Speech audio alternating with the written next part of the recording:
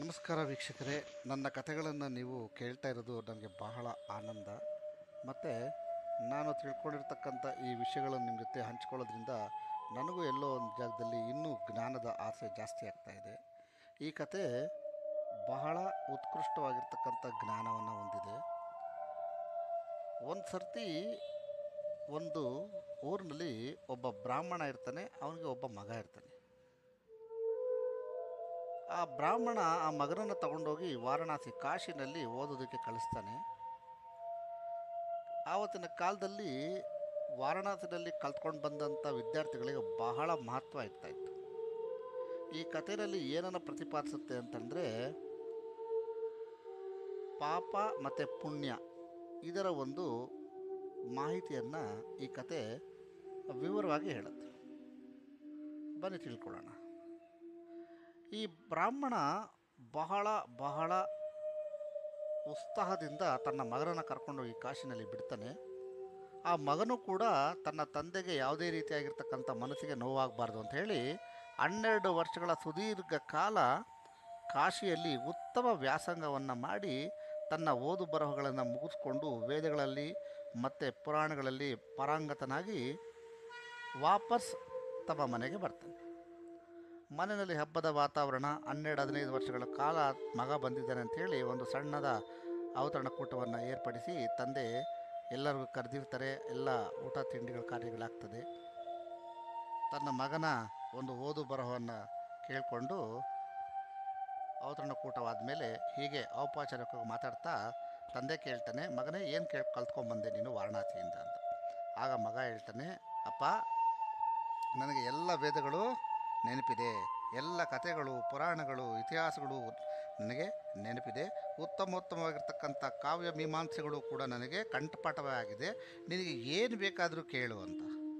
ಇದನ್ನು ಕೇಳಿದ ತಂದೆ ಬಹಳ ಖುಷಿಯಾಗಿ, ಮಗನೇ, ಹಾಗಾದರೆ ಈ ನನ್ನ ಒಂದು ಪ್ರಶ್ನೆಗೆ ಉತ್ತರವನ್ನು ಕೊಡು, ಪಾಪಕ್ಕೆ ಅಪ್ಪ ಯಾರು ಅಥವಾ ಪಾಪದ ತಂದೆ ಯಾರು ಅಂತ ಕೇಳ್ತಾನೆ. ಇದನ್ನು ಕೇಳಿದ ತಕ್ಷಣ ಆ ವಿದ್ವಾಂಸ ಸ್ವಲ್ಪ ವಿಚಲಿತನಾಗ್ತಾನೆ. ಸ್ವಲ್ಪ ಚರ್ಚಾ ಮನೋಭಾವದಿಂದ ತರ್ಕಿಸ್ತಾ ಮನಸ್ಸಿನಲ್ಲಿ ಯೋಚನೆ ಮಾಡ್ತಾನೆ. ಎಷ್ಟು ಹುಡುಕಿದ್ರೂ ಅವನಿಗೆ ಉತ್ತರ ಬರೋಲ್ಲ. ಆಗ ಪಾಪದ ತಂದೆ ಯಾರು, ಪಾಪಕ್ಕೆ ಅಪ್ಪ ಯಾರು ಅಂತ ಮನಸ್ಸಿನಲ್ಲಿ ಆಗ್ಬೇಕಾದ್ರೆ ಆವಾಗ ತಂದೆಗೆ ಕೋಪ ಬರುತ್ತೆ. ಇಷ್ಟು ಒಂದು ಸಣ್ಣದ ವಿಷಯವನ್ನು ತಿಳ್ಕೊಂಡೇ ಬಂದಿದೆಯಲ್ಲ ನೀನು ಅಂತ ಹೇಳಿದಾಗ, ಅಪ್ಪ, ನನಗೆ ಕ್ಷಮೆ ಇರಲಿ, ನಾನು ಇದೀಗಲೇ ವಾಪಸ್ ವಾರಣಾಸಿಗೆ ಹೋಗ್ತಾ ಇದ್ದೀನಿ, ನಾನು ಈ ಪ್ರಶ್ನೆಗೆ ಉತ್ತರ ಕಂಡುಕೊಂಡೇ ಬರ್ತೀನಿ, ಆದರೂ ಆಗಲಿ, ಇನ್ನೂ 12 ವರ್ಷ ಆದರೂ ಪರವಾಗಿಲ್ಲ, ಉತ್ತರ ತಗೊಂಡೇ ಬರ್ತೀನಿ ನಾನು ಅಂಥೇಳಿ ಮತ್ತೆ ತನ್ನ ಪ್ರಯಾಣವನ್ನು ಕಾಶಿ ಹತ್ರ ಬೆಳೆಸ್ತಾನೆ. 1-2 ದಿನಗಳ ಸುದೀರ್ಘ ಪ್ರಯಾಣ ಆಗಿದಾದಮೇಲೆ ಒಂದು ಜಾಗದಲ್ಲಿ ತಂಗಬೇಕು ಅಂತ ಬಂದಾಗ ಒಂದು ಹಳ್ಳಿಯಲ್ಲಿ ಊರಿಂದ ಸ್ವಲ್ಪ ಮುಂದೆ ಒಂದು ಹಳೆಯ ಒಂದು ಮನೆ, ಅದು ತುಂಬ ಚೆನ್ನಾಗಿರುತ್ತೆ. ಆ ಮನೆಯ ಮುಂದೆ ನಿಂತ್ಕೊಂಡ್ಬಂದು ಅಲ್ಲಿ ಕೇಳ್ತಾನೆ, ಮನೆಯಲ್ಲಿ ಯಾರಿದ್ದೀರಿ, ನನಗೇನಾದರೂ ಒಂದು ಸ್ವಲ್ಪ ನೀರು ಏನಾದರೂ ಸಿಗುತ್ತಾ ಕುಡಿಯೋದಕ್ಕೆ, ಭಾಳ ಬಾಯಾರಿಕೆ ಆಗಿದೆ ಅಂತ. ಈ ಬ್ರಾಹ್ಮಣನ ಆಗಮನವನ್ನು ನೋಡ್ತಕ್ಕಂಥ ಆ ಮನೆಯ ಒಡತಿ ಒಂದು ಸ್ತ್ರೀ, ತುಂಬ ನೋಡೋಕ್ಕೆ ರೂಪವತಿಯಾಗಿರ್ತಾಳೆ.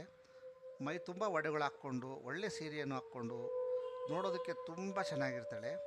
ಆಕೆ ಬಂದು ಅವಶ್ಯಕವಾಗಿ ಸಿಗುತ್ತದೆ ಅಂಥೇಳಿ ಒಂದು ತಂಬಿಗೆ ತುಂಬ ನೀರನ್ನು ತೊಗೊಂಬಂದು ಕೊಡ್ತಾಳೆ. ನೀರನ್ನು ಕುಡಿದ ಆದಮೇಲೆ ಬ್ರಾಹ್ಮಣನಿಗೆ ಏನೋ ಒಳೆದಂತಾಗಿ ಆ ಸ್ತ್ರೀಯನ್ನು ಕೇಳ್ತಾನೆ, ನಮಸ್ಕಾರ ಅಮ್ಮ, ನನಗೆ ಒಂದು ವಿಷಯ ಗೊತ್ತಾಗಲಿಲ್ಲ, ತಾವು ಯಾರು, ತಾವು ಏನು ಅಂತ ಕೇಳ್ತಾನೆ.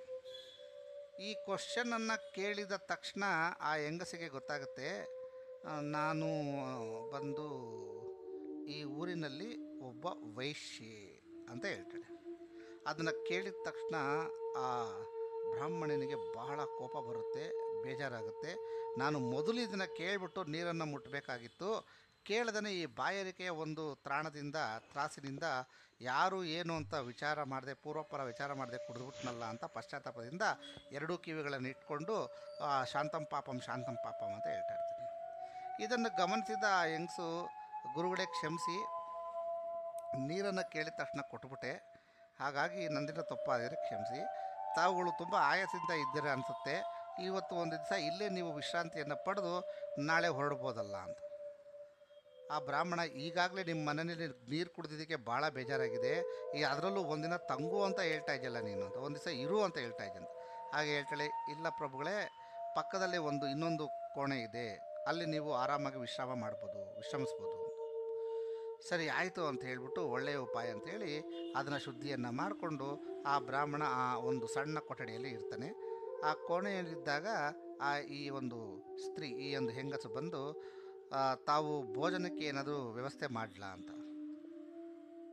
ಶಾಂತಂ ಪಾಪಂ, ನಾನು ನಿಮ್ಮನೆಯಲ್ಲಿ ಊಟ ಮಾಡುವುದೇ ಅಂತ ಕೇಳ್ತಾನೆ. ಅದಕ್ಕೆ ಆ ಹೆಂಗಸು ಹೇಳ್ತಾಳೆ, ನೀವು ಅನ್ಯತಾ ಭಾವಿಸ್ಬೇಡಿ, ನಿಮ್ಗೇನಾದರೂ ಆ ಥರ ಇಷ್ಟ ಇಲ್ಲ ಅಂತ ಹೇಳಿದ್ರೆ ನಾನು ನಿಮಗೆ ಬೇಳೆ ಕಾಳು ಎಣ್ಣೆ ಎಲ್ಲ ಕೊಡ್ತೀನಿ, ನೀವೇ ಏನಾದರೂ ತಯಾರು ಮಾಡ್ಕೊಳ್ಳೋಂದ್ರೆ ಮಾಡ್ಕೊಳ್ಳಿ ಅಂತ. ಆಗ ಬ್ರಾಹ್ಮಣ ಹೇಳ್ತಾನೆ, ಆಯಿತು ಹಾಗಿದ್ರೆ ನನಗೆ ಒಳ್ಳೆಯದಾಗತ್ತೆ, ಕೊಡಿ ಅಂತ. ಆಗ ಹೆಂಗಸು ಹೇಳುತ್ತೆ, ಬ್ರಾಹ್ಮಣರೇ ನಿಮಗೊಂದು ವಿಷಯ ಕೇಳ್ತೀನಿ ಕೇಳಿ, ಏನೂ ಇಲ್ಲ, ನಾನು ಅಡುಗೆನ ಮಾಡಿ ಕೊಟ್ಟಿದ್ದು ನೀವು ತಿಂದಿದ್ದೇ ಆದರೆ ನಿಮಗೆ ನಾನು 5 ಚಿನ್ನದ ಕಾಣ್ಯವನ್ನು ಕೊಡ್ತೀನಿ. ಆ ಬ್ರಾಹ್ಮಣ ಕೇಳಿಸ್ಕೊಳ್ತಾನೆ, ಏನಿದೆ ಆಶ್ಚರ್ಯ, ಹೌದು, ನಾನು ಮಾಡಿದ ಅಡುಗೆಯನ್ನು ನೀವು ತಿನ್ನುವುದಾದರೆ ನಾನು ನಿಮಗೆ 5 ಚಿನ್ನದ ನಾಣ್ಯವನ್ನು ಕೊಡ್ತೀನಿ ಅಂತ. ಇದನ್ನು ಕೇಳಿದ ತಕ್ಷಣ ಸ್ವಲ್ಪ ಯೋಚನೆ ಮಾಡಿಬಿಟ್ಟು ಆ ಬ್ರಾಹ್ಮಣ ಹೇಳ್ತಾನೆ, ನಾನು ಎಣ್ಣೆ ಕಾಳನ್ನ ಹಾಕ್ಕೊಂಡು ಅದನ್ನು ಶುದ್ಧಿ ಮಾಡಿ ಅಡುಗೆ ಮಾಡೋ ಬದಲು ಈ ಸ್ತ್ರೀಯಿಂದ ನಾವು ತೊಗೊಂಡ್ರೆ ಏನಾಗುತ್ತೆ, ಯಾರು ತಾನೇ ನೋಡ್ತಾರೆ ಅಂತ ಹೇಳಿ ಅದು ಭಕ್ತಿಯಿಂದ ಕೇಳ್ಕೊತಾ ಇದ್ದಾಳೆ. ಆಯಿತು ಅಂತ ಅನುಮತಿಯನ್ನು ಕೊಡ್ತಾನೆ. ಆಕೆ ತುಂಬ ರುಚಿಯಾದ ಶುಚಿಯಾದ ವಿಧ ವಿಧವಾಗಿರ್ತಕ್ಕಂಥ ಮೃಷ್ಟಾನ್ನ ಭೋಜನವನ್ನು ತೆಗೆದುಕೊಂಡು ಬಂದು ಆ ಬ್ರಾಹ್ಮಣನ ಮುಂದೆ ಇಡ್ತಾಳೆ. ಆ ಬ್ರಾಹ್ಮಣನ ನೋಡಿದ ತಕ್ಷಣ, ಆ ಊಟವನ್ನು ನೋಡಿದ ತಕ್ಷಣ ಕಣ್ಣಲ್ಲಿ ಅವನಿಗೆ ಬಹಳ ಖುಷಿಯಾಗುತ್ತೆ, ಬಾಯಲ್ಲಿ ನೀರಿರುತ್ತೆ. ಆಗ ಆ ಹೆಂಗಸು ಹೇಳ್ತಾಳೆ, ಬ್ರಾಹ್ಮಣರೇ, ನಿಮಗೆ ನಾನು ಇನ್ನೂ ಒಂದು 5 ಚಿನ್ನದ ನಾಣ್ಯವನ್ನು ಕೊಡ್ತೀನಿ. ಬ್ರಾಹ್ಮಣರೇ, ನಾನು ನಿಮ್ಗೆ ಇನ್ನೂ ಚಿನ್ನದ 5 ನಾಣ್ಯಗಳನ್ನು ಕೊಡ್ತೀನಿ, ಆದರೆ ನೀವು ನನಗೊಂದು ಅನುಮತಿಯನ್ನು ಕೊಡಬೇಕು. ಏನು ಅಂತಂದಾದರೆ ನಾನೇ ನಿಮಗೆ ಒಂದು 5 ತುತ್ತುಗಳನ್ನು ತಿನ್ನಿಸ್ತೀನಿ ನನ್ನ ಕೈಯಿಂದ ಅಂತ. ಇದನ್ನು ಕೇಳಿದ ಬ್ರಾಹ್ಮಣರಿಗೆ ಬಹಳ ಕೋಪವೂ ಆಗುತ್ತೆ, ಆದರೆ ಒಂದು ಸ್ವಲ್ಪ ಏನು ಹೇಳಬೇಕು ಅಂತ ಒಂದು ಸ್ವಲ್ಪ ಕನ್ಫ್ಯೂಷನ್ನೂ ಆಗುತ್ತೆ.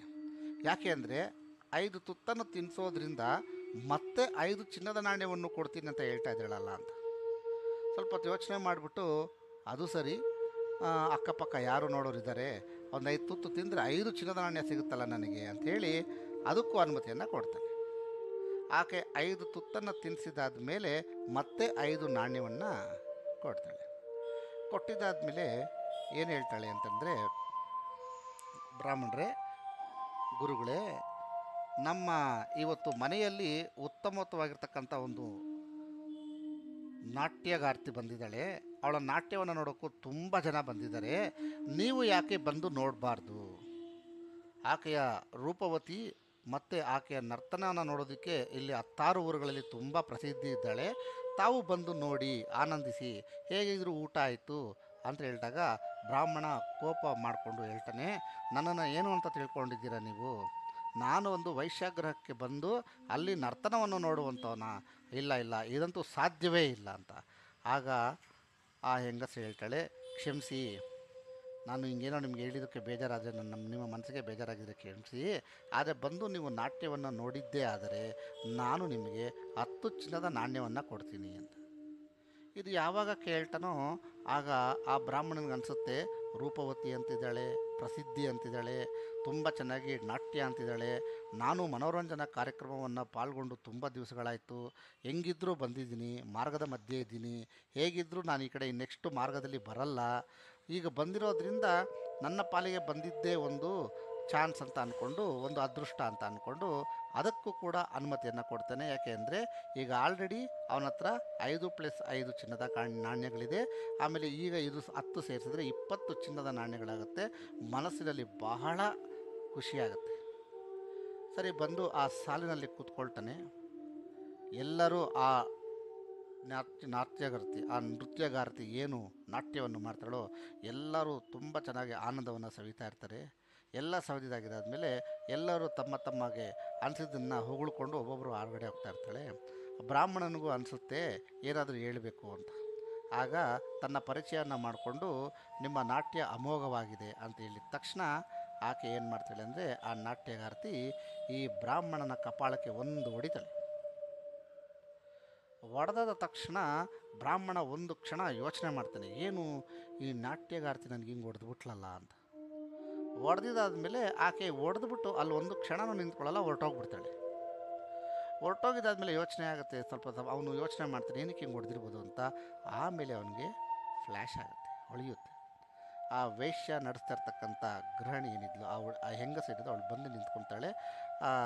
ನಿಮಗೀಗ ನಮ್ಮ ಗಾಯಕಿ ಅಥವಾ ನೃತ್ಯಗಾರತಿ ಹೊಡೆದಿದ್ದಕ್ಕೆ ಕ್ಷಮಾಪಣೆ ಇರಲಿ ಅಂತ ಹೇಳಿದ್ರೆ, ಆ ಬ್ರಾಹ್ಮಣ ಆ ವೈಶ್ಯ ಕಾಲನ್ನು ಹಿಡ್ಕೊಂಡು, ನಾನು ಏನು ತಿಳ್ಕೋಬೇಕು ಅಂತ ಬಂದಿದ್ನೋ ಅದು ನನಗಿಲ್ಲಿ ಜ್ಞಾನೋದಯವಾಯಿತು. ನೀವು ನಮಗೆ ಗುರುಗಳಾದ್ರಿ. ನನಗೆ ಒಂದು ಪ್ರಶ್ನೆಗೆ ಉತ್ತರ ಬೇಕಾಗ್ತಾ ಇತ್ತು, ಅದು ಕಾಶಿಗೆ ಹೋಗಬೇಕಾಗಿತ್ತು, ಆದರೆ ಮಾರ್ಗ ಮಧ್ಯದಲ್ಲಿ ನನಗೆ ಉತ್ತರ ಸಿಕ್ತು. ಆಗ ಆ ವೈಶ್ಯ ಸ್ತ್ರೀ ಹೇಳ್ತಾಳೆ, ಉತ್ತರ ನಿಮಗೆ ಸಿಕ್ಕಿದೆ ಅಲ್ವಾ ಅಂತ. ಹೌದು ಅಂತ. ಆವಾಗ ಲೋಕಕ್ಕೆ ಅದನ್ನು ಹೇಳಿ ಗುರುಗಳೇ ಅಂತ ಹೇಳಿದಾಗ, ಹೌದು, ಪಾಪಕ್ಕೆ ತಂದೆ ಲೋಭ. ಪಾಪಕ್ಕೆ ತಂದೆ ಯಾರು? ಲೋಭ.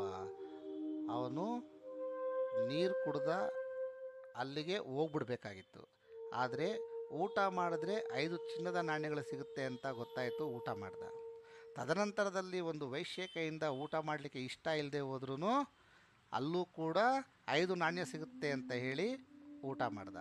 ತದನಂತರದಲ್ಲಿ ನಾಟ್ಯವನ್ನಾಗಲಿ ವೈಶ್ಯಾಗೃಹಗಳಲ್ಲಿ ಹೋಗಿ ಅತಿಥಿ ಸತ್ಕಾರವನ್ನು ಮಾಡಲಿ ಅವನಿಗೆ ಅನುಮತಿ ಇಲ್ಲದೆ ಹೋದರೂ 10 ನಾಣ್ಯಗಳು ಸಿಗುತ್ತೆ ಅನ್ನುವ ಲೋಭದಿಂದ ಅಲ್ಲೂ ಹೋಗಿ ನಾಟ್ಯವನ್ನು ನೋಡ್ದ. ಸೊ ಅವನಿಗೆ ಈ ಒಂದು ವಿಷಯದಲ್ಲಿ ಅವನಿಗೆ ಅರ್ಥ ಆಗುತ್ತೆ, ತಮ್ಮ ತಂದೆ ಏನು ಹೇಳ್ತಾ ಇದ್ದಾರೆ ಅಂತ ಹೇಳಿದ್ರೆ 3 ವಿಷಯಗಳನ್ನು ಇಲ್ಲಿ ಗಮನಿಸ್ತಾರೆ. ಏನಪ್ಪ ಅಂದರೆ, ಲೋಭದಿಂದ ಪಾಪದ ಗಂಟನ್ನು ನಾವು ಕಟ್ಕೋತೀವಿ.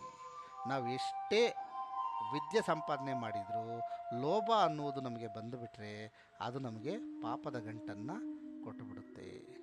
ಹಾಗಾಗಿ ವ್ಯಾಪಾರವೇ ಆಗಲಿ, ವಿದ್ಯವೇ ಆಗಲಿ, ವ್ಯವಸಾಯವೇ ಆಗಲಿ, ಯಾವುದೇ ಆಗಲಿ, ಲೋಭ ಬರುವುದಕ್ಕಿಂತ ಮುಂಚೆ ನಾವು ಚೆನ್ನಾಗೇ ಇರ್ತೀವಿ, ಪುಣ್ಯದ ದಾರಿಯಲ್ಲೇ ಇರ್ತೀವಿ.